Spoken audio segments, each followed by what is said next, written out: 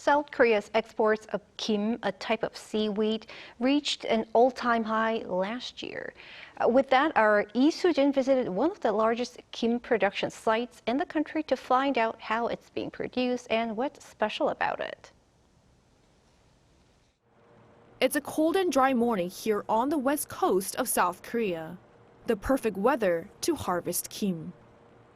We harvested around 120 tons of kim today. The waves are rougher during the colder weather, which actually makes it taste better.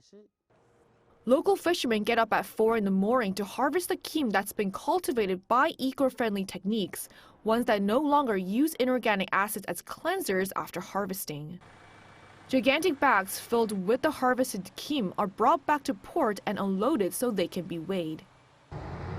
And this seaweed right here, fresh from the sea, will soon be dried and roasted in nearby factories before being exported worldwide. Exports of kim last year reached a record annual high of 1 trillion won, or around $790 million, making it South Korea's biggest seafood export. And which kim will be exported across the world? That will be decided in this auction that begins at 11 a.m. sharp each day, where primary kim processing plant employees enter a bidding war to secure the best quality seaweed. One bag typically contains 120 kilograms of seaweed. Kim In-tae, a director of a primary kim processing plant, purchases around 70 tons of kim each day at these auctions. The kim that we bought today was of great quality. It's also nutritious because it's grown in mudflats, inscribed as World Natural Heritages by UNESCO. It is washed thoroughly before being subjected to high pressure and heat in machines that mass-produce dried sheets of kim. The dried kim is then moved to secondary processing plants where it's roasted at nearly 500 degrees and sprinkled with salt.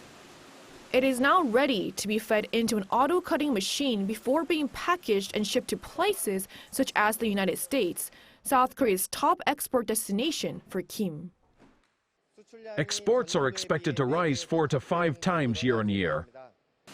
He and other owners of processing plants, as well as local fishermen, all have no doubts about the momentum behind kim exports continuing, but aren't as confident about whether supply can meet the high demand.